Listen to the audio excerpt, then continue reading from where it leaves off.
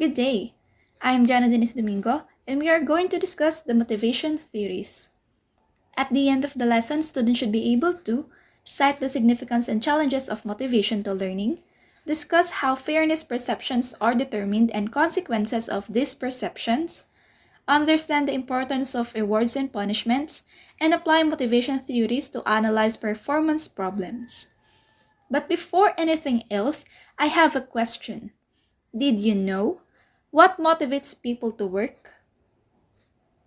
From the very beginning, when the human organizations were established, various thinkers have tried to find out the answer to what motivates people to work. Different approaches applied by them have resulted in a number of theories concerning motivation. And in this discussion, we will tackle 8 motivational theories. First is Maslow's need hierarchy theory, postulated by Abraham Maslow. It is probably safe to say that this is the most well-known theory of motivation based on the human needs. Drawing chiefly on his clinical experience, he classified all human needs into a hierarchical manner from the lower to the higher order. Let us watch the video clip. Maslow's hierarchy of needs is a theory in psychology. It argues that there are 5 stages of human needs that motivate our behavior. Abraham Maslow proposed his theory in 1943 after studying what he called exemplary people, such as Albert Einstein or Eleanor Roosevelt. First, there are physiological needs, such as the need to breathe, eat, drink, or sleep. The moment we get enough of that and we feel awake and our bellies are full, we get motivated by the next thing. Now we want safety. We try to earn money, build up resources, and look for shelter that protects us against dangers. Once we are satisfied and feel safe, we have time to think about what we want next. At stage 3, we seek love and belonging. We desire to be close to family and friends, belong to a society, or join a gang. But the moment we feel completely part of a group, we already wish to be a little different than the rest. At stage 4, we look for esteem, self-confidence, and respect from our peers. We want to be someone. If we have money, we buy a fancy watch. If we have a brain, we write or think or work a lot. Motivation to perform and compete is now at its highest. Students, sportsmen, and inventors excel. Neil Armstrong even flew to the moon. Only if we breathe and drink and eat and sleep enough, and we feel safe and part of a group and still special, only then can we reach level 5, self-actualization.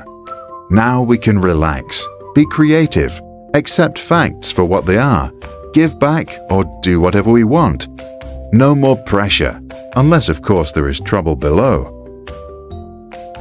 If you are a leader and believe in the theory, use it. First, make sure everyone has eaten well. Then make them feel safe and help them belong to a group. Once they feel they belong, they are ready to stand out and excel. Thanks for watching. Even if we try to keep it short, each video is quite some work. First, we research and write a script. Then we brainstorm ideas. And after that, we draw the storybook. Then it's recorded, narrated, and finally edited. If you want to support us to make more videos on learning and education, visit patreon.com/sprouts.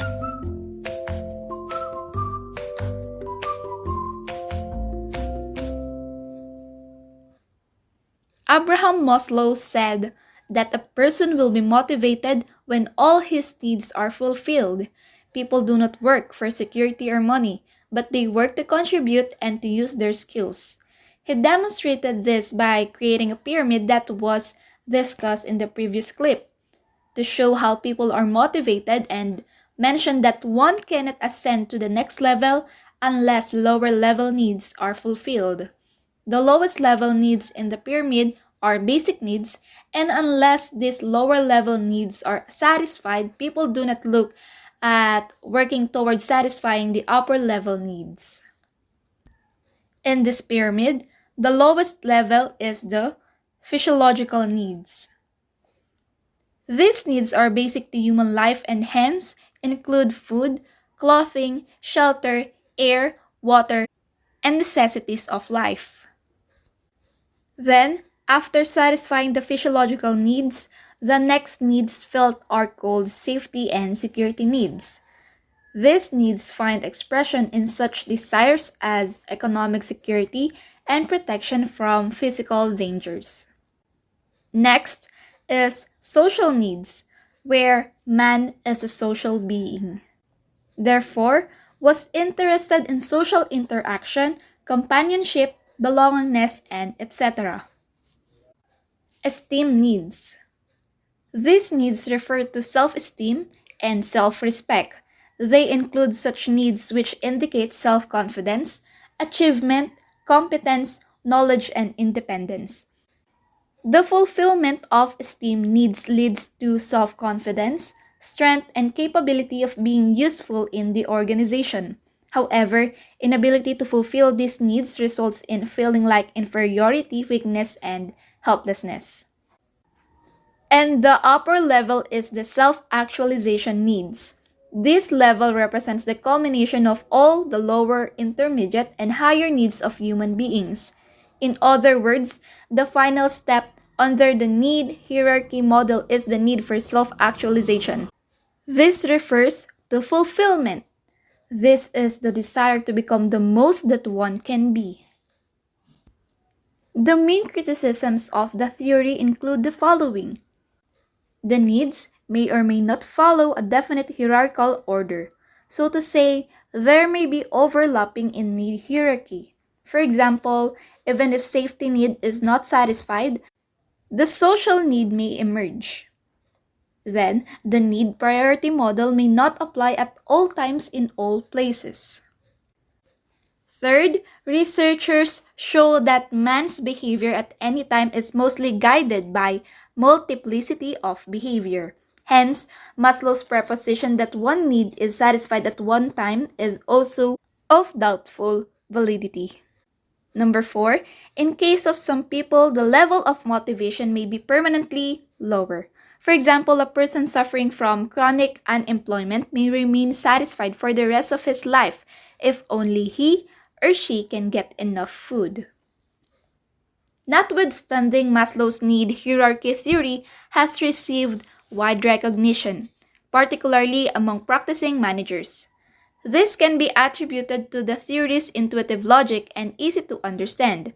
One researcher came to the conclusion that theories that are intuitively strong die hard. Attribution theory.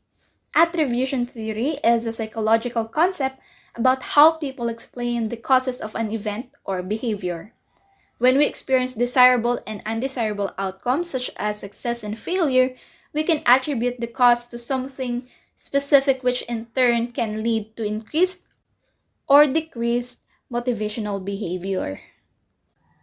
As Fritz Heider stated, we are all naive psychologists with the innate desire to understand the cause of our behaviors and their outcomes.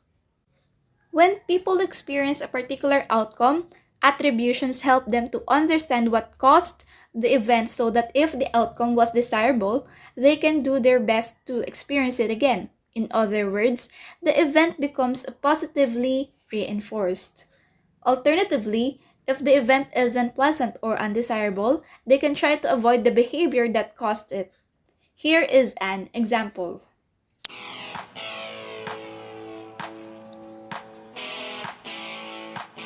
This is my video on organizational behavior, attribution theory, by Lauren Reichert. This is Mariah. Mariah is a straight A student in all honors classes. She is extremely driven and focused.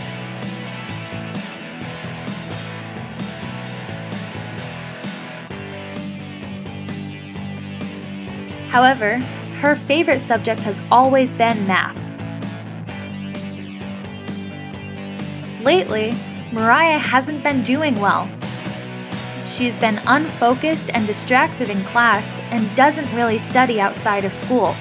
She went from the best student in the class to the worst. Her classmates were talking about her after the last exam. They wondered what happened to her. Why isn't she doing well? They thought that Mariah was so used to getting A's that she doesn't think she has to try as hard as everyone else anymore. They think she just gave up. Even Mariah's math teacher was concerned. She had been teaching Mariah for the entire semester, and Mariah had always done so well. She began to question her own teaching methods. Was she just not getting through to Mariah? Were her lesson plans unclear? Was she personally responsible for Mariah's poor grades? She blamed herself.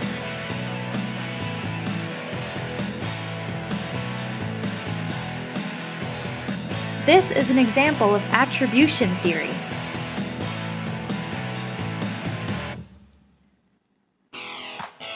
Attribution theory is defined as when our perceptions and judgments of a person and their actions are influenced by the assumptions that we make. In reality, Mariah was distracted because she was worried about her sick cat. With her cat not feeling well, Mariah couldn't focus in class and didn't do the homework because she was taking care of her cat instead. This is an example of attribution theory because Mariah's classmates and teacher had used their own judgments and assumptions to come up with reasons for Mariah's poor grades. In reality, none of those assumptions or judgments were true.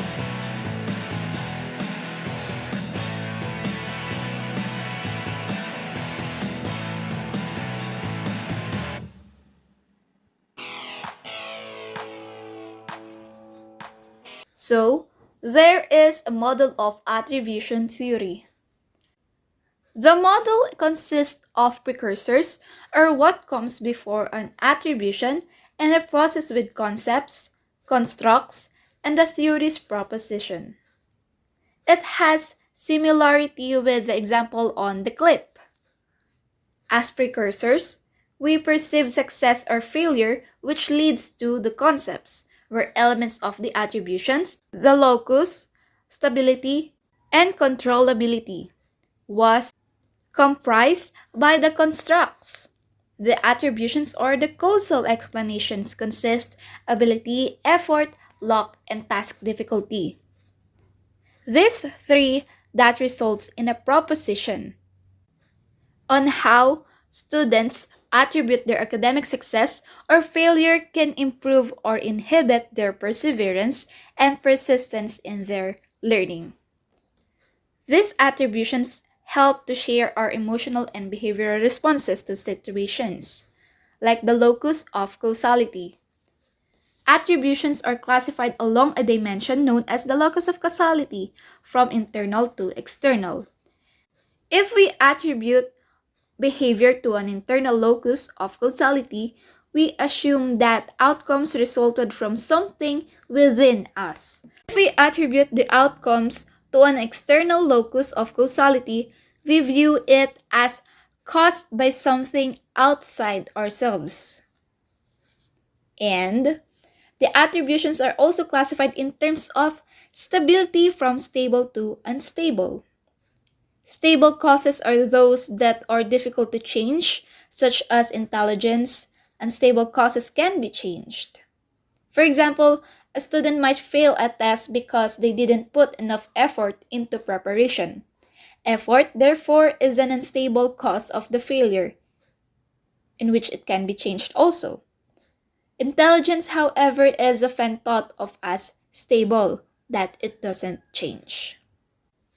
If our students attribute lack of intelligence to their failure, they are more likely to believe that they cannot improve. Whether the student views their failure as either stable or unstable will then affect future expectations. The problem is that attributions don't always accurately represent reality. Our student might, for example, attribute their failure to stable factors like intelligence, when in reality, failure was caused by lack of effort. that is the unstable factor. This is what is known as a biased attributional style, and this can lead to the increased likelihood that the student will succumb to false attributions. Attributional style can have a major impact on motivation and attainment because the way we attribute cause affects future expectations. Researchers have identified three specific attributional styles. It's the optimistic, pessimistic, and hostile, in which I think you are aware of. Optimistic, a person holding an optimistic attributional style will attribute negative outcomes to external events and positive outcomes to internal events. This is known as a self-serving attributional style. A student therefore will attribute failure on an exam to something outside of themselves. Perhaps the exam paper was extraordinarily hard that year or the teacher hadn't covered the content in enough depth.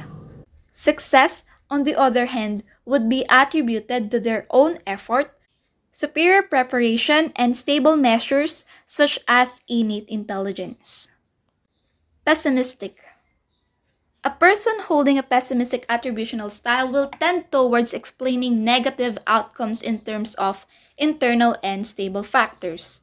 A student who fails an exam therefore would attribute their failure to something about themselves and to something they couldn't change, such as their level of intelligence. In the event of success, they would attribute the outcome to something external and unstable, such as luck. Hostile. A hostile attributional style tends towards blaming external factors for undesirable outcomes. This blame can manifest itself in hostility towards the external entity seen to be responsible. Our student, therefore, might become hostile towards a teacher they believe in responsible for their failure. Attributions and learned helplessness. Research into learned helplessness indicates that when people suffer repeated failure or punishments, they eventually become passive and unmotivated. Studies conducted by Carol Dweck also found that children who fail to complete a difficult task become reluctant to engage in easy tasks presented later. This is because they have formed an expectation of failure through their attributional process. Helplessness becomes a learned response, and even when individuals are presented with a way out, they rarely take it. Last is the learned helplessness in the classroom. School policies, the behavior of school leaders, and individual teachers can all lead to students feeling that success is unobtainable, especially if effort is not appropriately recognized. Such behaviors create the feeling that nothing the student does will ever lead to success, and motivation and engagement decrease. Furthermore, teachers and school leaders will insist that the success of students is wholly a result of teaching, and school policies are in danger of encouraging learned helplessness in their students. This behavior, if adopted by school leaders, can also demotivate teachers in the same way. From a wider perspective, schools that insist on implementing outdated or ineffective procedures may also find that teachers display little urgency or interest in their work. The way in which people attribute the cause of events therefore impact on their motivation and self-belief based on their experience of how future events will turn out. Those students who explain their failures in terms of internal and stable factors will view the future in the same way as the present, as that nothing they do will make any difference.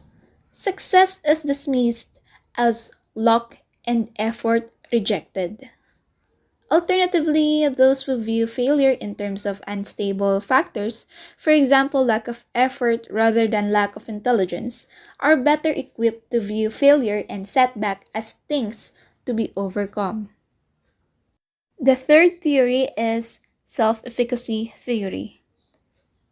Self efficacy means to have belief in one's own ability despite of all the struggles you have with your everyday stress and challenges. It influences you to put an extra effort or give an extra blow in your life, which will take you many steps forward to your dreams. The people who believes in their efficacy are able to visualize their success positively, and it enables them to open up all the roads to reach their goals. So why the hell it was not known to all, and who even invented it? Well, I don't know the answer of the former one, but what I can say, many successful people are applying this power in their lives, and maybe they themselves are unaware of the fact and thinks, how on earth I become successful? But I have the answer for your second question. A famous psychologist, Albert Bandura, once discovered that there is a hidden power that has a huge potential to help people to have what they want, but no one till then realized it. This power can give a belief system to you, and using that you can transform all your life events to your side. Bandura himself said, self-efficacy is the belief in one's ability to influence events that affects one's life and control over the way these events are experienced. So if you want to sum it up, then it goes like this. It's about what action you are taking when you are experiencing stress and challenges. That means if you work on your goals, even when you are maybe in the toughest phase of your life, then you gain a positive experience from it. And it will multiply to inspire you to take more action. Action, action, action. This is the main thing actually. Anyways, so here are 4 ways applying that you can gain the power of self-efficacy. Number 1. Mastery experiences. This rule brings you to have the first-hand experience to achieve a goal by yourself. And this doesn't mean that you have to achieve a big goal like completing a marathon or winning a World Cup. This can be any smallest goal from your everyday life, like completing an unfinished project, cleaning your room that you are planning for so long, or going to gym continuously for 5 days. These small goals will make you believe that you can get things done. It will again make you believe in yourself. Number 2. Vicarious experiences. Here the self-efficacy theory talks about to be observant. Observe the people you are highly inspired with. Observing the people make you believe that to be like them. It will make you believe that to have a successful career or personality like them is absolutely possible. These people can be anyone, maybe your friend, your favorite actor or YouTuber. Observe them in real life or in videos, like how they talk, behave in certain situation, or maybe what is their belief system. Number 3. Verbal persuasion. We possess certain capabilities and do something beyond our imagination if we surround ourselves with the like-minded people or with the people who always influence us positively. For example, by like-minded people I mean, suppose you are a writer and you are always in an environment where people are passionate about writing, then your inner consciousness automatically inspires and deliver results that probably will surprise you. And I know it's always not possible to find the like-minded people beside you, but in that case you can join Facebook or any Reddit groups where you can discuss these things with the people those are passionate about same things as yours. Similarly, if you have a coach or a teacher or friend or even a family member who are always there to inspire you, then it also falls in the category of verbal persuasion. Number 4. States of physiology. Dealing with stress, regret, negative emotions is common in all people. But the secret of dealing with it, how we recognize this pattern in our mind. People with high self-efficacy don't give up in this state. Instead, they take steps forcefully even though they are not feeling like to do anything. But when they are done with their task, they feel a sense of satisfaction. And that is incomparable to any feeling you have. That is so satisfying. For example, if you run regularly and one day you are feeling very low to go outside and run, then do it even if you are not feeling like it. Your self-efficacy will improve to 10 folds. Or if you are experiencing any personal work-related failure, then tell yourself, everyone, even the most successful people experience this, so there is nothing to worry about. Just start over. So these are the 4 factors of self-efficacy theory. And that's a wrap up for today. Hope you have some value from this video. Share the hell out of this video so that we can grow this community to a large number. Join this channel by subscribing it, and if you subbed, then a small cute bell will appear beside it. Click that too. So whenever I'll upload a video, you will automatically get to know just like a message. So meet you in the next one.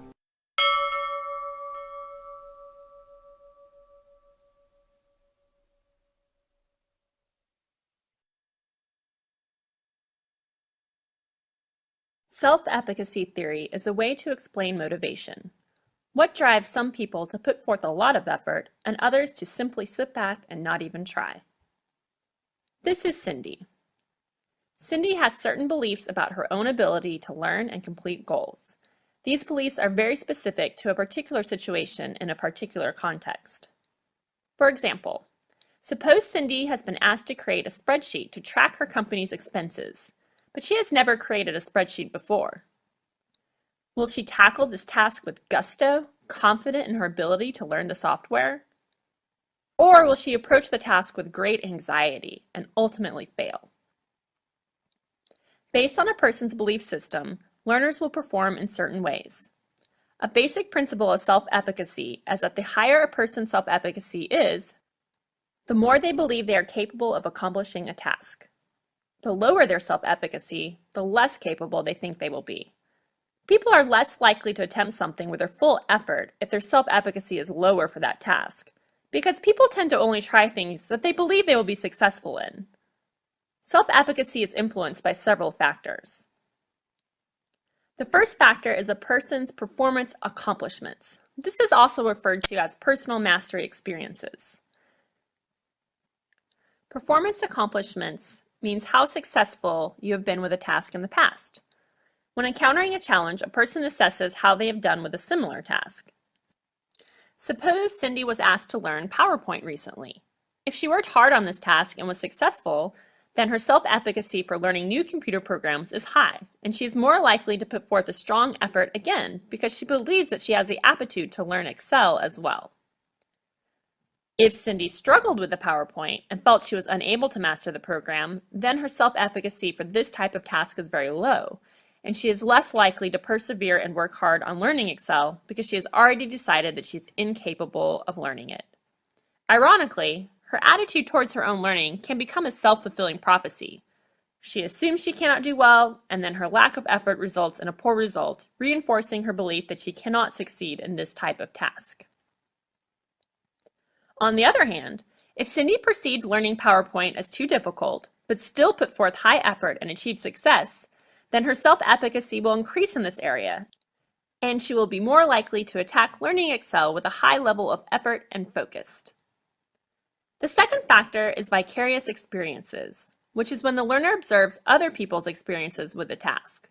They are more impacted if the person they observe is someone they perceive as more similar to themselves, such as a peer. For example, if Cindy has observed a coworker successfully navigating Excel, she is more likely to have a higher self-efficacy in regards to this task. Similarly, if Cindy saw her coworker struggling and failing at the task, Cindy's own self-efficacy will be lower because she is judging her own abilities based on what she observes is happening with her peer. Overall, vicarious experience is considered to be less powerful than performance accomplishments. The third factor is verbal persuasion, which is the impact that others' expectations can have on the learner. These expectations must be expressed verbally and generally take the form of a pep talk. If our learner is told, "I know you can do this," and perhaps given some helpful tips, their self-efficacy goes up. Coaching would be an example of verbal persuasion. People are led through suggestion into believing that they can cope successfully with what has overwhelmed them in the past. The effectiveness of verbal persuasion depends on how credible the learner feels the person encouraging them is. Additionally, verbal persuasion can also be negative, telling the learner they are incapable of the task, which will cause doubt in the learner and lower their self-efficacy. The fourth factor is physiological states, which is the emotional arousal a learner experiences and how they identify that arousal. Suppose Cindy has butterflies in her stomach, a physical sensation of arousal and discomfort. People rely partly on their state of physiological arousal to judge their anxiety and their vulnerability to stress. Because high arousal usually debilitates performance, individuals are more likely to expect failure if they are tense and agitated. So when Cindy has these sensations of butterflies in her stomach, how she interprets them is important. She might label these feelings as anxiety, which she might associate with failure, thus her self-efficacy would decrease. But she might also label these feelings as excitement or anticipation, which she might associate with achievement. In that case, her self-efficacy would increase. Overall, a person's self-efficacy impacts the level of goal challenge they set for themselves, the amount of effort they put forth, and their persistence in the face of difficulties. People with low self-efficacy shy away from difficult tasks, which they perceive as personal threats. They have low aspirations and weak commitment to the goals they choose to pursue. In contrast, those with high self-efficacy approach difficult tasks as challenges to be mastered rather than as threats to be avoided. They set themselves challenging goals and maintain strong commitment to them. Self-efficacy has relevance to many areas of research, but it is especially relevant in the area of educational research. Since higher self-efficacy is associated with greater persistence, effort, and intrinsic interest in academic learning and performance, educators have sought to discover how best to increase students' self-efficacy. Researchers have found that students' beliefs about their own abilities to learn determine their aspirations, level of motivation, and academic accomplishments.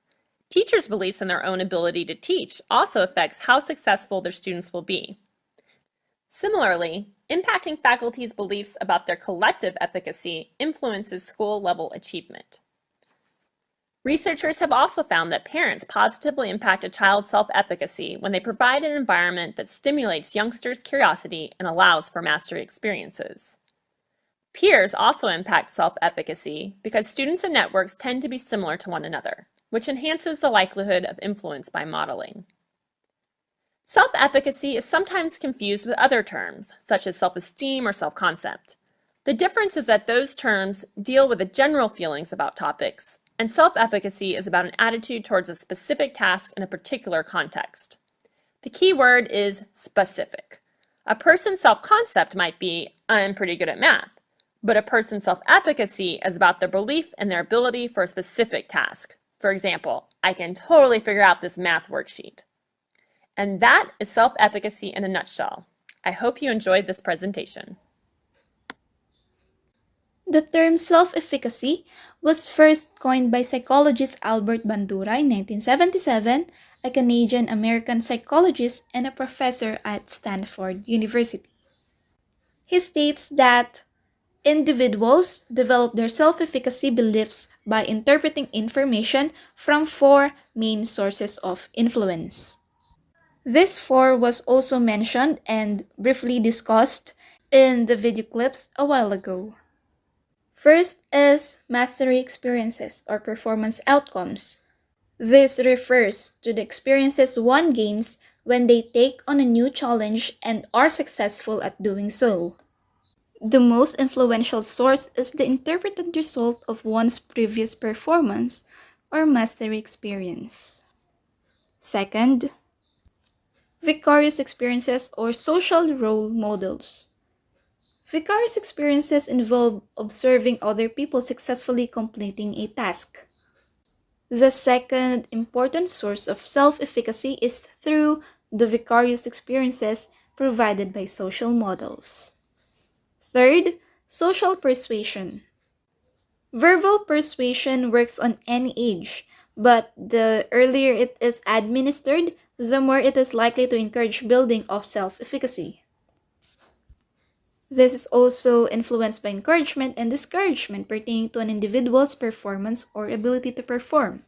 Receiving positive verbal feedback while undertaking a complex task persuades a person to believe that they have the skills and capabilities to succeed. Fourth is the emotional and physiological states. The emotional, physical, and psychological well-being of a person can influence how they feel about their personal abilities in a particular situation. It is learning how to manage anxiety and enhance mood when experiencing challenging situations. Individuals can improve their sense of self-efficacy in this state. And there are additional sources of influence. Fifth is the imaginal experiences or visualization. The fifth route to self-efficacy through imaginal experiences is the art of visualizing yourself behaving effectively or successfully in a given situation. Imaginal experiences or visualization is basically someone attempting to portray their goals as achievable. Sixth is the building self-efficacy. According to Bandura in 1977, people's beliefs about their abilities have a profound effect on those abilities. Ability is not a fixed property. There is a huge variability in how you perform. People who have a sense of self-efficacy bounce back from failure. They approach things in terms of how to handle them rather than worrying about what can go wrong. With this, Bandura sets 4 steps in building self-efficacy. Emphasize peer modeling. Learning from examples set by those around you happens at any age. Think of how a teacher is a role model for a student, but in a similar manner, an employer is a model for an employee. Seek feedback. The problem with understanding feedback is that some people tend to believe that getting no feedback is the same as being told that one is doing their job well. Hence, the common phrase, no feedback is great feedback. Encourage participation. Participation tends to be essential in any work environment. It encourages the person to be active and engaged. Great qualities in someone that are usually influential in a person's levels of self-efficacy. Last is allowing people to make their own choices.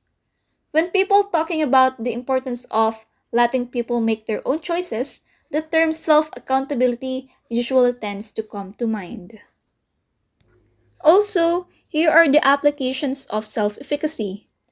High self-efficacy has been linked with numerous benefits to daily life, such as resilience to adversity and stress. Healthy lifestyle habits improve employees' performance and educational achievement. Healthy habits. Self-efficacy is also a factor that helps people adopt other health lifestyle choices, like trying to keep a healthy diet or trying to stop smoking. For whatever one would want to use it for, health psychologists believe that self-efficacy can be applied in many ways that promote a healthy lifestyle. Academic success. It was found out that there is a link between education and self-efficacy. Self-efficacy is linked to factors such as the strategies that students utilize, the goals that students set out for themselves, and their academic achievements. In other words, higher levels of self-efficacy are related to what people everywhere largely consider to be healthy student life habits. This means that those individuals with higher levels of self-efficacy could be subject to doing better in school and being more organized. Treating phobias. This suggests that personal experience is more effective than observation when it comes to developing self-efficacy in facing our fears. And if you are to ask, how is self-efficacy measured? The General Self-Efficacy Scale, or GSE, was developed by Matthias Jerusalem and Ralph Schwarzer. The scale is composed of only 8 items rated on a scale from 1, strongly disagree, to 5, strongly agree. Scores are then calculated by taking the average of all 8 responses, which will respectively range from 1 to 5. Then the way the test is supposed to work is so that the higher one's score is, the greater the level of self-efficacy in said individual. And here are the ways of encouraging self-efficacy beliefs, or more like a strategy, especially for us, future educators. Set goals with students and get a commitment from them to reach the goals. Encourage students to compare their performance with their own previous performance, not with other students. Point out links between effort and improvement. In giving feedback about performance, focus on information and not evaluative judgments. And point out that increases in knowledge or skill happen gradually by sustained effort, not because of inborn ability. Make sure to understand each steps, strategies, and theories that we are discussing. Moving on to goal orientation theory. Hi, I'm Shanda, and I'm partnered with Megan for today's vlog. The topic of our vlog, and a popular theory in motivation over the past few decades, is goal orientation theory, which falls within the general area of motivation, affect, and cognition. Goal orientation refers to a person's behavior towards developing or validating their ability to achieve or perform. As a social cognitive theory, goal orientation theory explores the motivation behind student engagement and achievement. Goal orientation was derived from investigating motivational differences among students during tests of achievement motivation theories in a classroom setting. Common researchers, among others, on the topic of goal orientation theory are Ames, Anderman and Anderman, Dweck, Elliott, Mayer, Mies, Meadgley, Nichols, and Pintrich. Each of these researchers have contributed to goal orientation theory as we know it today. The basic idea of this theory is that individuals either want to demonstrate their competence to others, which we'll refer to as performance orientation, or develop their competence or knowledge for the sake of learning, which we'll refer to as mastery orientation. Elliott and Dweck summarized goal orientation as being divided into two groups, performance and learning orientations. Under the same definitions, Mayer and Nichols chose to label the two orientations as ego involvement and task involvement, and Ames and Archer labeled them as performance and mastery orientations, which they are now mostly commonly referred to. A decade later, Elliott further developed each of the two orientations by subdividing each one into approach and avoidance orientation. This led to 4 types of goal orientations.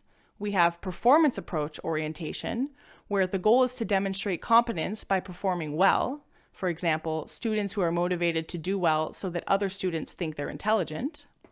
Then we have performance avoidance orientation, where the goal is to avoid demonstrating incompetence. For example, students who are motivated to do well because they don't want others to make fun of them for performing poorly.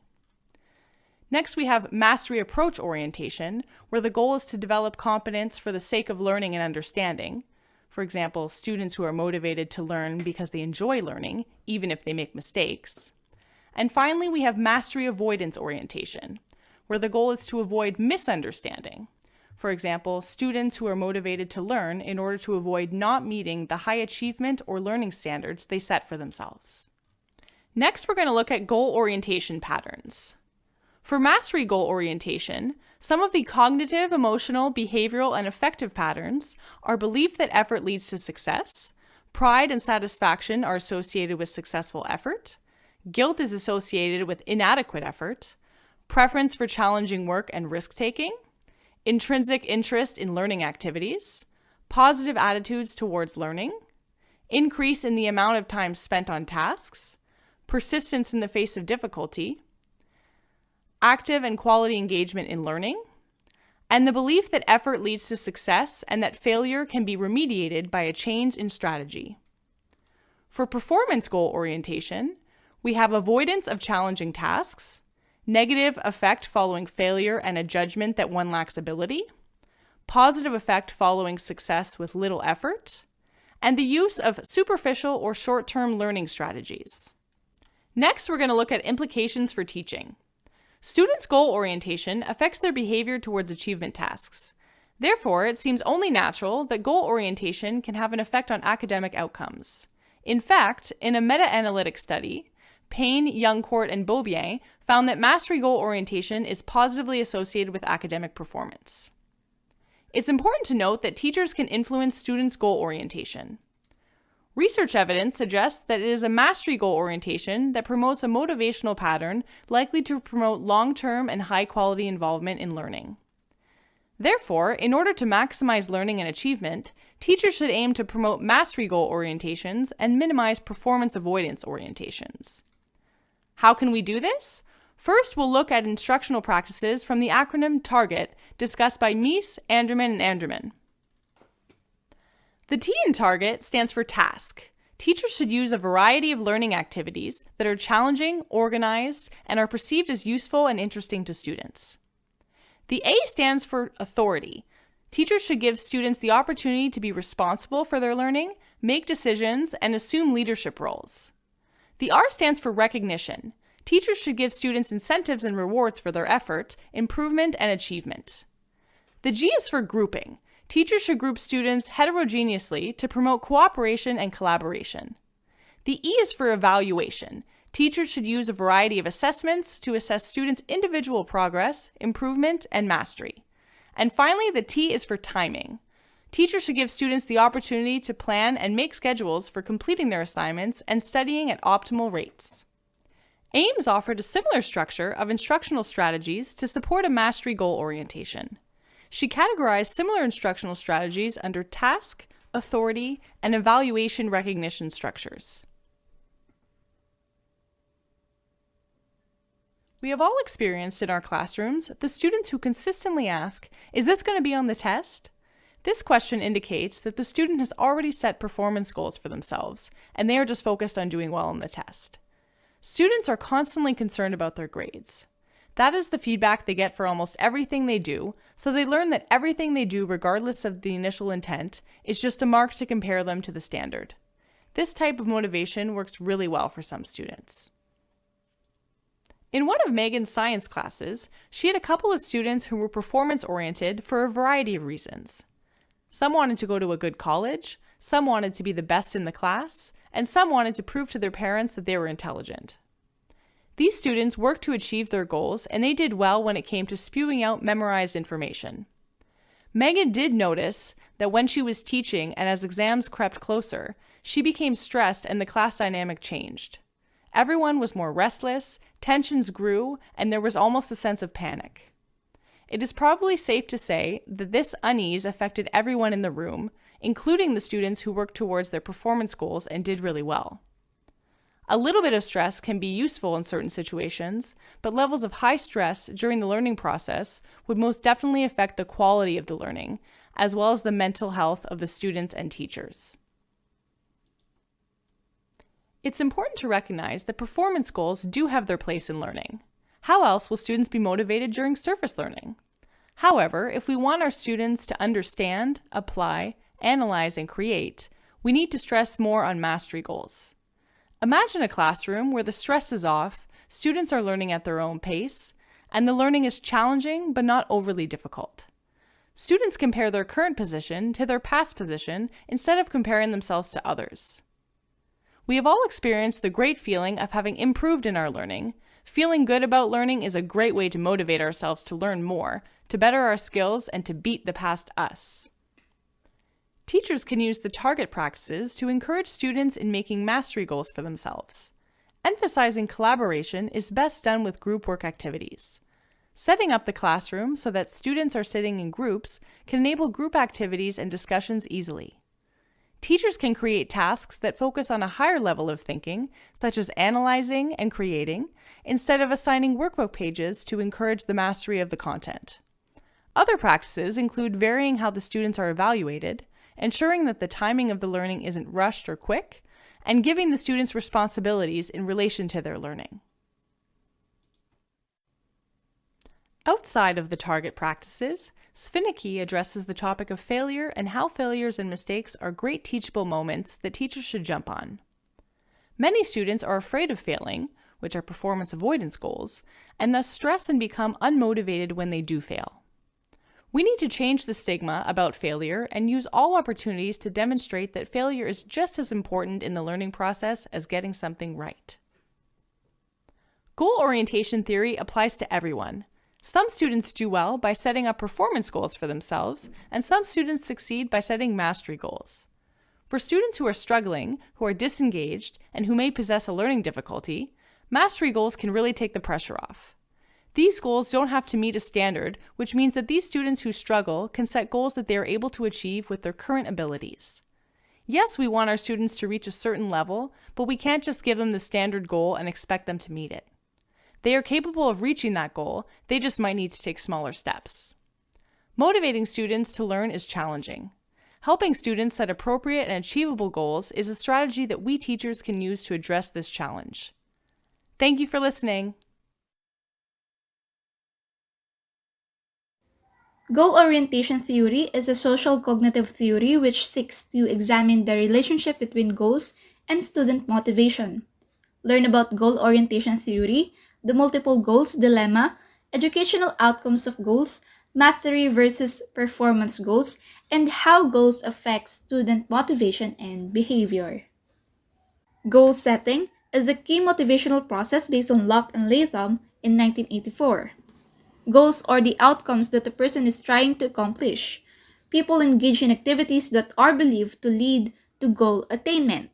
As learners, pursue multiple goals such as academic goals and social goals, goal choice, and the level at which learners commit to attaining the goals influence their motivation to learn. There is also a model of goal orientations. The likelihood of goal success is influenced by the goal orientation. Mastery approach goals are most likely to be successful. Performance avoidance goals are least likely. Next motivational theory is the choice theory developed by psychiatrist William Glasser.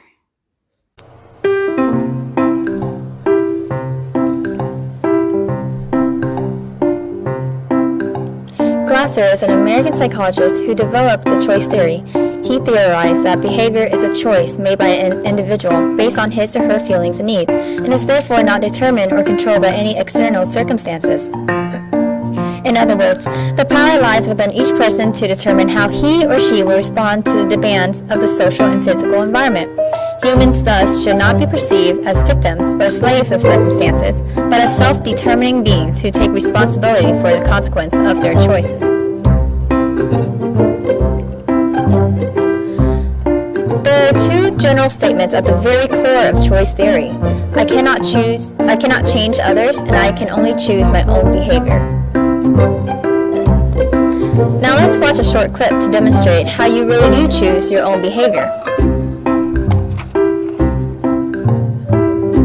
Moreover, there are 10 axioms or principles to choice theory. We will only mention some that are relevant to classroom management. The first axiom is that you can only control your own behavior. Axiom number 2 states that all you can do is give information.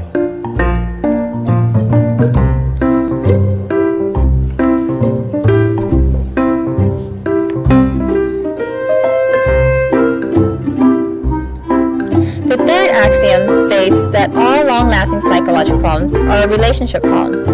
And the fourth states that the problem relationship is always part of our present life. What happens in the past that was painful has to do with what we are today, but revisiting the painful past can contribute nothing to what we need to do now, which is to improve an important present relationship. We can only satisfy our needs by satisfying the pictures in our quality world, which are the things that we want.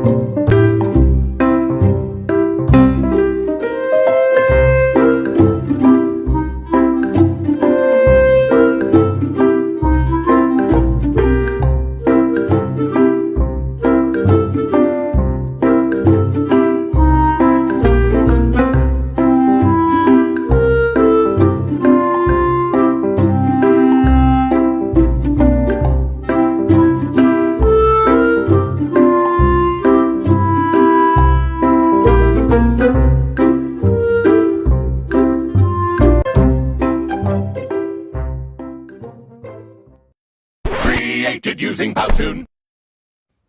Choice theory states we are motivated by a never-ending quest to satisfy the following 5 basic needs woven into our genes: to love and belong, to be powerful, to be free, to have fun, and to survive. In here, behavior is chosen. Choice theory contends that we are internally motivated, not externally motivated by rewards and punishment. It is originally called control theory, in which Glasser switched to choice theory in 1996 to emphasize that virtually all behavior is chosen. Choice theory represents an alternative to behaviorism and other external control psychologies. Rather than seeing people as shaped by rewards and punishment, choice theory suggests that we always have some capacity to make choices and exercise control in our lives. Choice theory teaches that we are always motivated by what we want at that moment. It emphasizes the importance of building and maintaining positive relationships with others to create a shared vision. People who develop shared quality world pictures are motivated to pursue common goals and are more likely to work collaboratively. And a basic understanding of choice theory requires some knowledge of the following 5 key concepts: the basic needs, the quality world, reality and perception, comparing place, and the total behavior. For the first key concept, the basic needs, all people are born with 5 basic needs: to love and belong, to be powerful, to be free, to have fun, and to survive. All behavior is purposeful, motivated by incessant desire to satisfy the basic needs woven into our genes. In short, choice theory focuses on the needs of students. It also defines caring and deadly habits that can occur in a classroom. This affect our ability to establish relationship with students. The caring habits are the supporting, encouraging, listening, accepting, trusting, respecting, and negotiating differences, while the deadly habits are criticizing, blaming, complaining, nagging, threatening, punishing, bribing, or rewarding to control. As educators, we should be familiar with the 10 axioms of choice theory. Number 1, the only person whose behavior we can control is our own. Number 2, all we can give another person is information. Number 3, all long-lasting psychological problems are relationship problems. Number 4, the problem relationship is always part of our present life. Number 5, what happened in the past has everything to do with what we are today, but we can only satisfy our basic needs right now and plan to continue satisfying them in the future. Number 6, we can only satisfy our needs by satisfying the pictures in our quality world. Number 7, all we do is behave. Number 8, all behavior is total behavior and is made up of 4 components: acting, thinking, feeling, and physiology. Number 9, All total behavior is chosen, but we only have direct control over the acting and thinking components. We can only control our feeling and physiology indirectly through how we choose to act and think.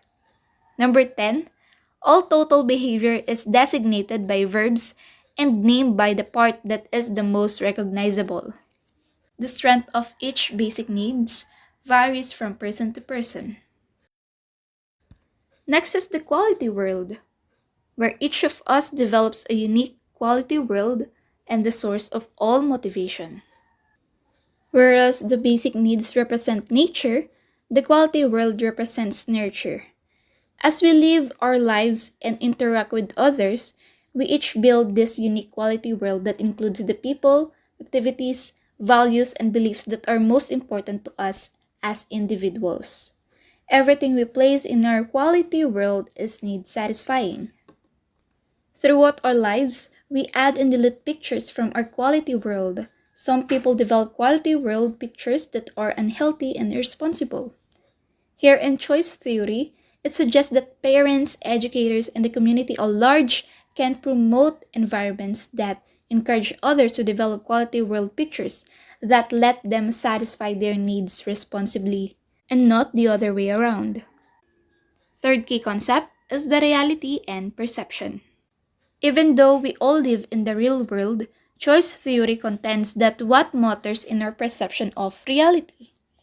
We behave based on what we perceive to be real, whether we are right or wrong. Choice theory states that the information passes through three distinct filters as we create our perception of reality: is the sensory filter, the knowledge filter, and the value filter. Because of these filters, two or more people may witness the same event or participate in the same activity and develop radically different perceptions.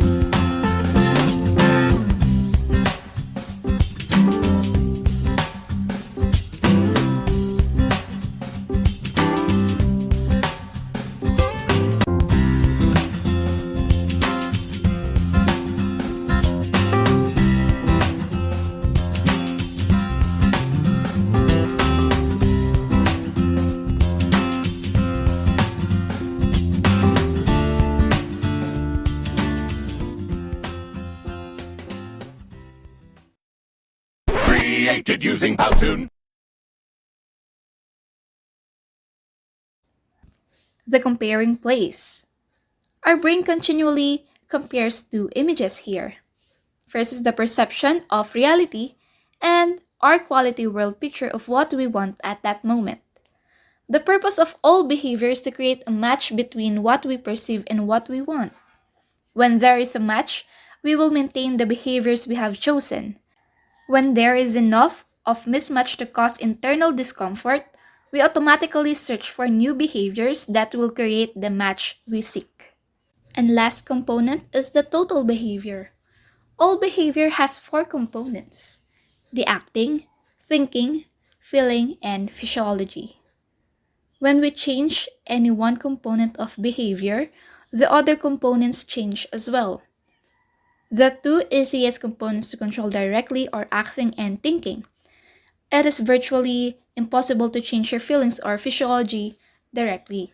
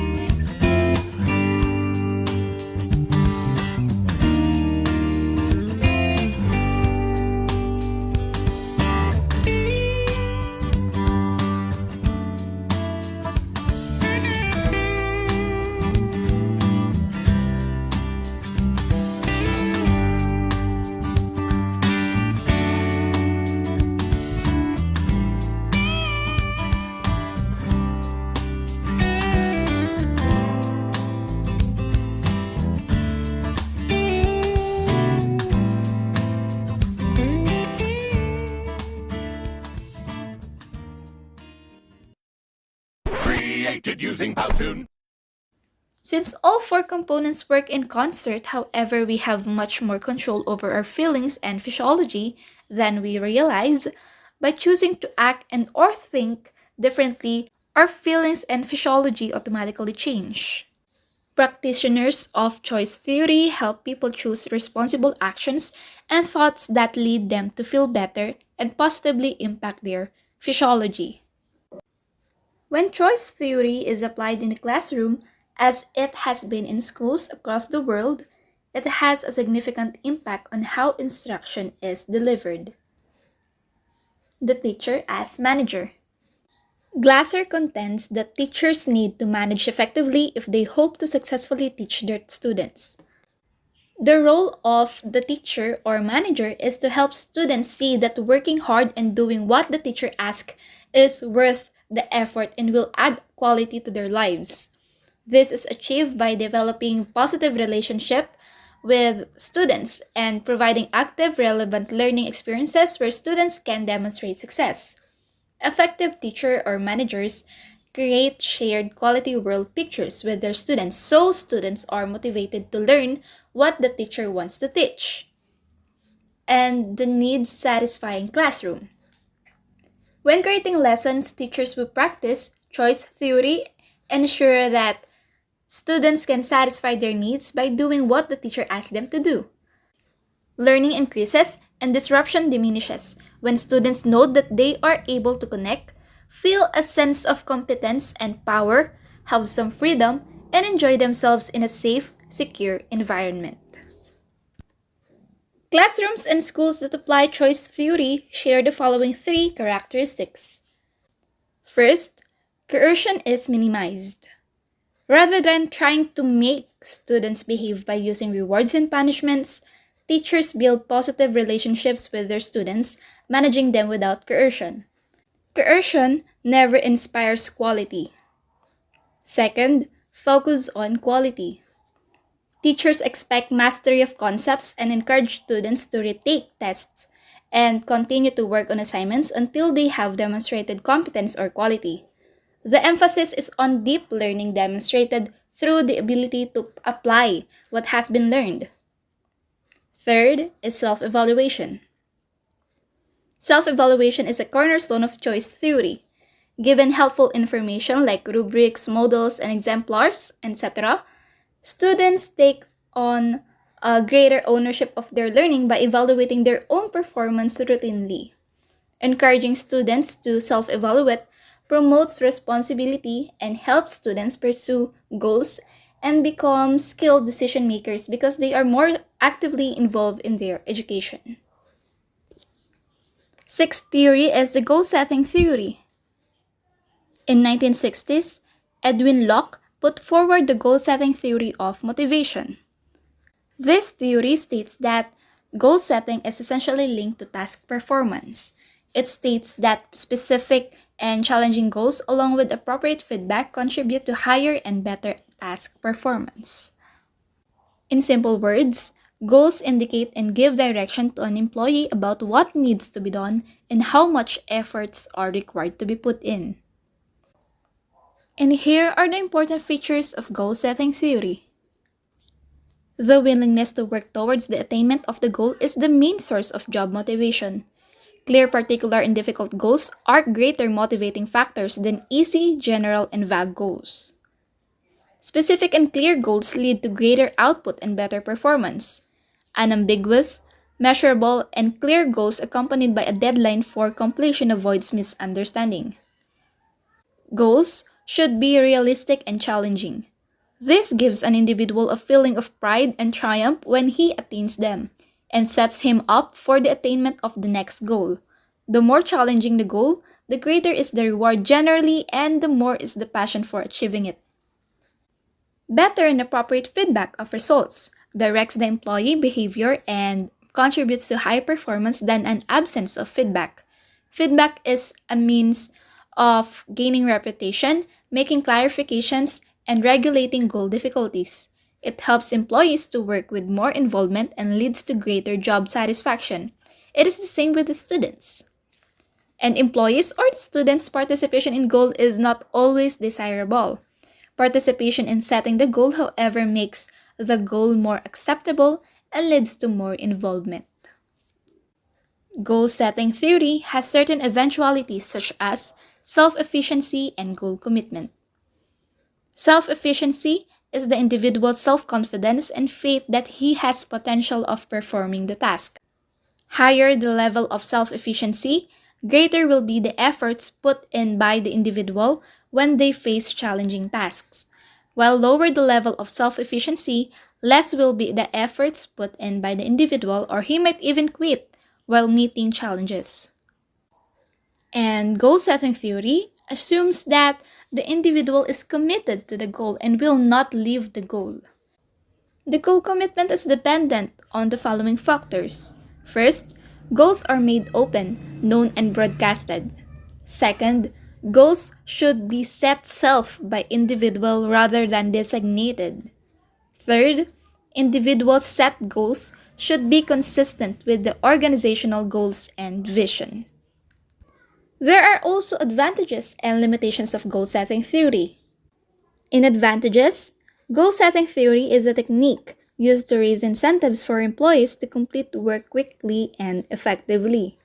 Goal-setting leads to better performance by increasing motivation and efforts, but also through increasing and improving the feedback quality. And in limitations, at times the organizational goals are in conflict with the managerial goals. Goal conflict has a detrimental effect on the performance if it motivates incompatible action drift. Very difficult and complex goals stimulate riskier behavior.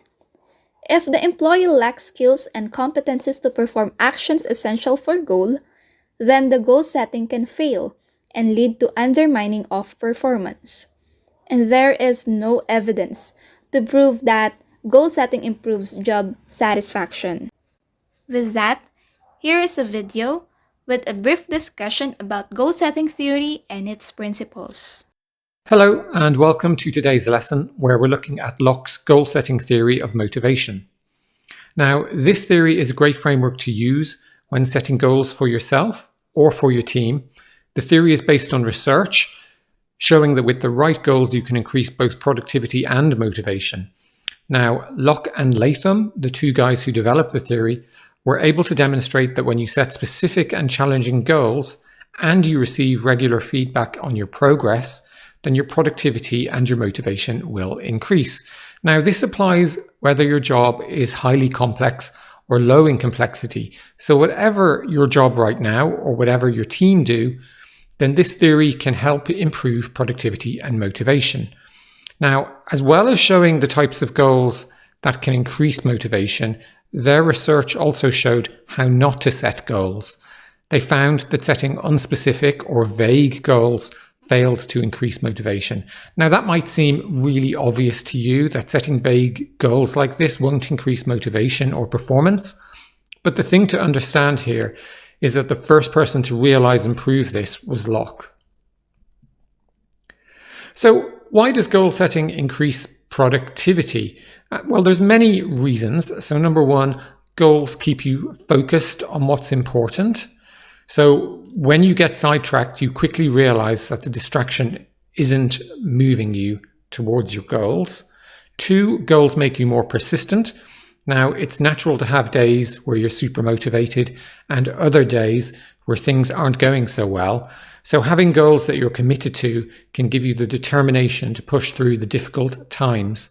And thirdly, goals help you rise to the challenge. If you're committed to achieving them, then stretch goals can help you to achieve more than you really ever thought possible.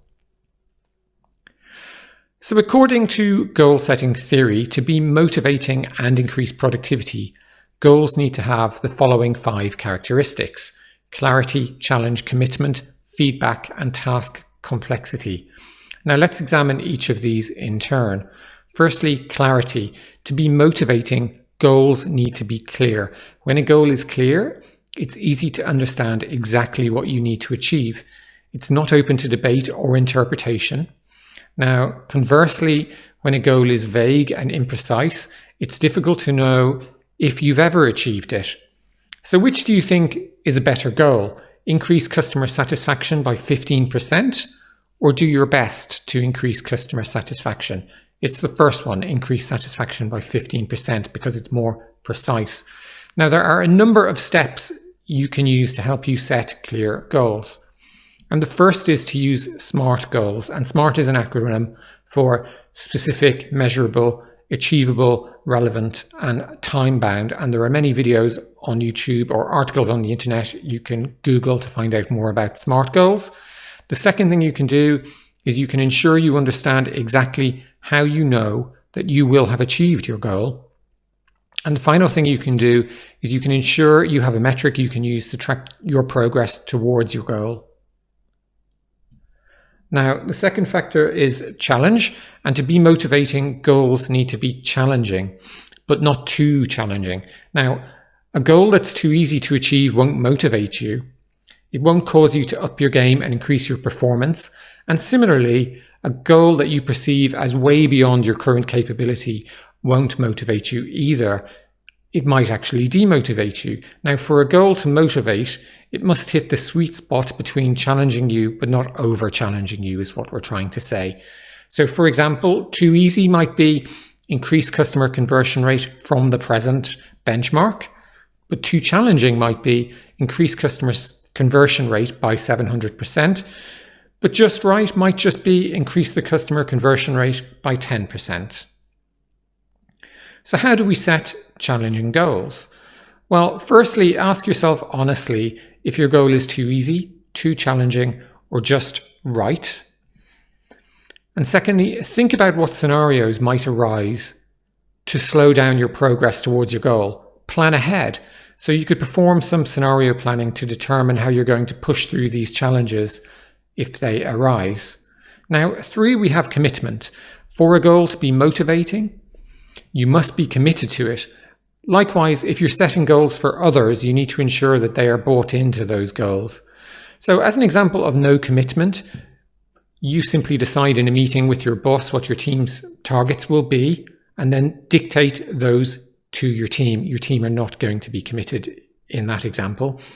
As an example of commitment, you work with your team to determine together what the targets should be and how you can hit them. If you do that, you'll get the buy-in of your team. So how do you gain commitment? Well, 1, agree that targets are realistic and sensible with each member of your team, and ask them explicitly if they buy into each goal. Now, if any rewards are associated with hitting targets, ensure that they are wanted, desirable, and the process of deciding who gets what is transparent. And finally, keep yourself on track by visualizing what it will mean to you to hit your targets. How will your life be different if you hit the targets? How might your career be different if you hit your targets? Number 4, we have feedback. In order for a goal to continue to motivate you as you work towards it, you must receive feedback. Now, for feedback to be effective, there must be a goal. Feedback must be received regularly, and both positive and negative feedback should be welcomed. Now, it's worth knowing that if you're giving someone negative feedback, then make sure you do so in a constructive way.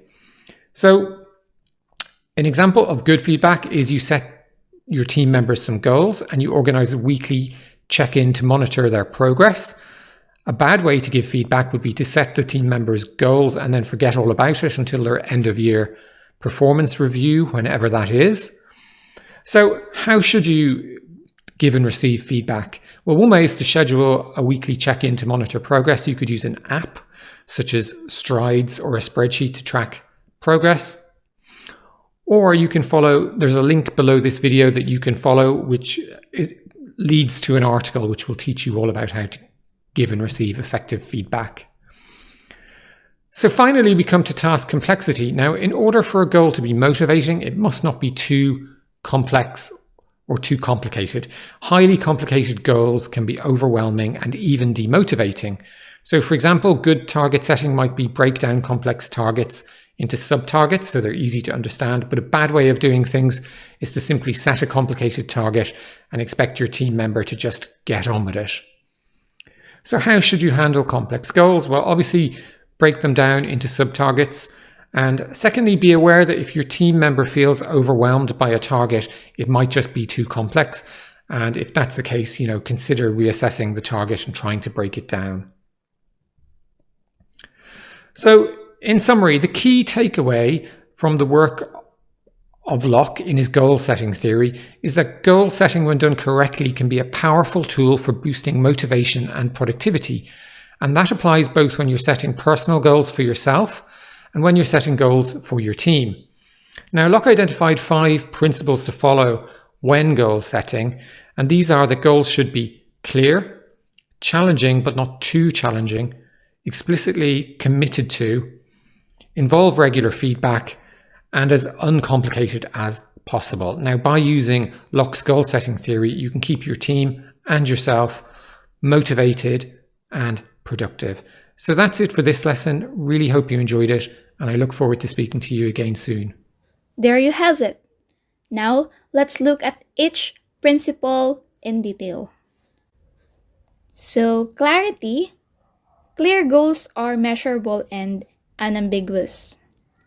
Challenge. One of the most important characteristics of goals is the level of challenge. Commitment. Goals must be understood and agreed upon if they are to be effective. Students are like employees, that is more likely to buy into a goal if they feel they were part of creating that goal. Feedback. In addition to selecting the right type of goal, an effective goal program must also include feedback. Feedback provides opportunities to clarify expectations, adjust goal difficulty, and gain recognition. Task complexity. The last factor in the goal-setting theory introduces 2 more requirements for success. For goals or assignments that are highly complex, take special care to ensure that the work doesn't become too overwhelming. Goal-setting theory has certain eventualities such as self-efficiency and goal commitment, like what we've discussed a while ago. Self-efficiency is the individual's self-confidence and faith that he has potential. And goal commitment assumes that the individual is committed to the goal and will not leave the goal. And in every goal that we set, there are certain needs that we must have, and that leads us to the need achievement theory. It is another well-known need-based theory of motivation. As opposed to hierarchy of needs or satisfaction, dissatisfaction is the theory developed by David C. McClelland and his associates. McClelland developed his theory based on Henry Murray's in 1938, developed long lists of motives and manifest needs used in his early studies of personality. Hi everyone, today our group will present McClelland's theory. Let's take a look. Enjoy. McClelland's theory proposed that an individual's needs are acquired over time and are shaped by one's life experiences. Is one of the theories focusing on human motivation. McClelland says that, regardless of our gender, culture, or age, we all have 3 motivating drivers, and one of these will be our dominant motivating driver. There are 3 dominant motivators in McClelland's theory. First, achievement. Second, affiliation. Third, power. Let's explore what does it mean by achievement. People has a strong need to set and accomplish challenging goals. They take calculated risks to accomplish their goals. They also likes to receive regular feedback on their progress and achievements, as well as likes to work alone. Let's take a look on the application of the theory in working environment. Under achievement, people who are strongly achievement motivated are driven by the desire for mastery. They prefer working on tasks of moderate difficulty in which outcomes are the result of their effort rather than of luck. They value receiving feedback on their work. They are not risk takers, preferring to work on a project with a 50-50 chance of success that requires their skills. Employees who know their managers trust them are more likely to meet or exceed performance goals, have higher levels of job satisfaction and encourage achievement in their co-workers. giving employees the autonomy to decide how they will do their work in the context of the overall work process. The second dominant motivator is affiliation. This need emphasizes on the act of connecting with a person or an organization. Now let us look at the characteristics found under affiliation need. The first one is this person wants to feel belong to a group. The second one is they need harmonious relationship with other people and need to feel accepted by them. Third, they dislike uncertainty. Next, they favor collaboration over competition or prefer work that provides significant personal interaction. Lastly, they want to be liked by their friends. People who are strongly affiliation motivated are driven by the desire to create and maintain social relationships. They enjoy belonging to a group and want to feel loved and accepted. They may not make effective managers because they may worry too much about how others feel about them. The individuals who are motivated by affiliation needs want to feel loved and accepted. Thus, they have an urge for a friendly and supportive environment. Such individuals can be effective performers in a team because they want to be liked by them. However, the manager's ability to make decisions is hampered if they have a high affiliation need, as they prefer to be accepted and liked by others, thus weakens their objectivity. Also, individuals having high affiliation needs prefer working in an environment providing greater personal interaction. Such people have a need to be on the good books of all. Thus, they worry about how others will feel about them. They generally cannot be good leaders. The third dominant motivator is power. This is the need in the individual to control and influence others. People with the need for power likes to win arguments. They also enjoy competition and winning. Next, they enjoy status and recognition. Those with a strong power motivator are often divided into two groups. People with a personal power drive want to control others, while people with an institutional power drive like to organize the efforts of a team to further the company's goal. People who are strongly power motivated are driven by the desire to influence, teach, or encourage others. They enjoy work and place a high value on discipline. However, they may take a zero-sum approach to group work. For one person to win or succeed, another must lose or fail. If channeled appropriately, though, this can positively support group goals and help others in the group feel competent about their work. Those with a high need for power seek agreement and compliance. Approval and recognition are not of their concern. Managers of power seekers should provide them with an opportunity to manage others. However, they must pay special attention to the type of power seeker. Power seekers who are after personal power have a strong desire to control others. For example, an employee who has a high need for personal power will often manipulate his colleagues to do his work for him. He then later takes credit for it. McClellan proposes that those in top management positions should have a high need for power and a low need for affiliation. This theory does not claim that people can be categorized into one of these three types. Rather, it claims that people are motivated by all of these three needs in different proportions.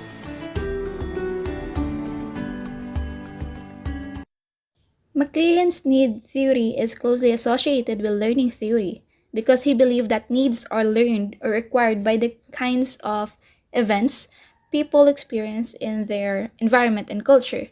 He found that people who acquire a particular need behave differently from those who do not have. His theory focused on Murray's three needs: achievement, power, and affiliations. In the literature, these three needs are abbreviated as NOC, NPOW, and NAF, respectively. Achievement: drive to excel, achieve in relation to a set of standards, and strive to succeed. Power is to control others and to get desired things done. Affiliation is friendship and good relationship. It is also discussed in the video clip presented previously. As regards the above three needs, McClelland holds the view that all three needs may simultaneously be acting on an individual, but in case of an entrepreneur, the high need for achievement is found dominating one. The following two steps process can be used to apply McClelland's theory of needs. Step 1. Identify the motivational needs of the team. Examining the team to determine which of the three needs is a motivator for each person, personality traits and past actions can help in this process. Another team member who does not speak during meetings and is happy agreeing with the team thoughts is good at managing conflicts and may seem uncomfortable when someone talks about undertaking high-risk, high-reward tasks. This team member is likely being driven by affiliation. Step 2. Approaching team according to their need type. Based on the motivating needs of the team members, alter your leadership style to assign projects according to the type of need of each individual team member. Challenging projects would definitely be a part of a work portfolio of someone who enjoys power, while relatively simpler projects go to the kitty of someone derived from affiliation. This information is crucial to influence while setting up relevant goals for the individual, monitoring, providing feedback, recommending the learning plan, and etc. If a particular need type does not fit the position of the individual, he or she can be made aware of the same, so that they can either work in the right direction or accept their fate. And the last theory is the reinforcement theory.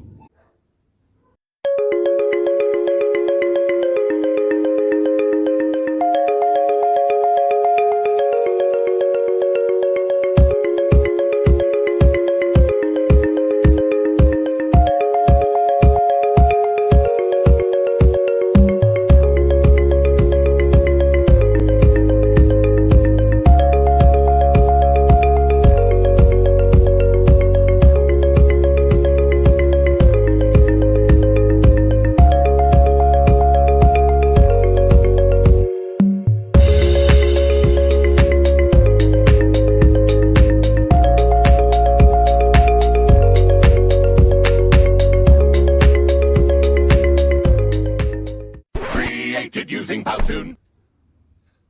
Reinforcement theory of motivation was proposed by B.F. Skinner and his associates.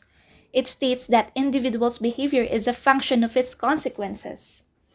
It is based on law of effect, where individuals' behavior with positive consequences tends to be repeated, but individuals' behavior with negative consequences tends not to be repeated. Reinforcement theory of motivation overlooks the internal state of individual. This theory focuses totally on what happens to an individual when he takes some action. Thus, according to Skinner, the external environment of the organization must be designed effectively and positively so as to motivate the employee. This theory is a strong tool for analyzing controlling mechanism for individuals' behavior. However, it does not focus on the causes of individuals' behavior. How the managers use the following methods for controlling the behavior of the employees is the same as for the teachers controlling or guiding their students. First is positive reinforcement. This implies giving a positive response when an individual shows positive and required behavior. Reward is a positive reinforce, but not necessarily. If and only if the employees or the students' behavior improves, reward can said to be a positive reinforcer. Positive reinforcement stimulates occurrence of a behavior. It must be noted that more spontaneous as the giving of reward, the greater reinforcement value it has. Negative reinforcement. This implies rewarding an employee by removing negative or undesirable consequences. Both positive and negative reinforcement can be used for increasing desirable or required behavior. Punishment. It implies removing positive consequences so as to lower the probability of repeating undesirable behavior in future. In other words, punishment means applying undesirable consequence for showing undesirable behavior. Punishment can be equalized by positive reinforcement from alternative source. Extinction. It implies absence of reinforcements. In other words, extinction implies lowering the probability of undesired behavior by removing reward for that kind of behavior. Extinction may unintentionally lower desirable behavior. Reinforcement theory explains in detail how an individual learns behavior. Managers who are making attempt to motivate the employees must ensure that they do not reward all employees simultaneously. They must tell the employees what they are not doing correct. They must tell the employees how they can achieve positive reinforcement. And this could be achieved by knowing the implications of reinforcement theory, the positive reinforcement, negative reinforcement, punishment, and extinction, the driving forces and the restraining forces. There you have it, the 8 theories of motivation that could be essential in teaching. And it could be beneficial in our lives as well. The Maslow's need of hierarchy theory, attribution theory, self-efficacy theory, goal orientation theory, choice theory, goal setting theory, need achievement theory, and reinforcement theory. Before ending this discussion, I'd like to leave a quotation by Brian Herbert stating, "The capacity to learn is a gift. The ability to learn is a skill. The willingness to learn is a choice." As a person, as a student, and an educator, in life, we always have a choice. Be wise and don't give up. Choose to be better. I'm Jana Dennis Domingo from BSc English 3A, and thank you for listening. God bless.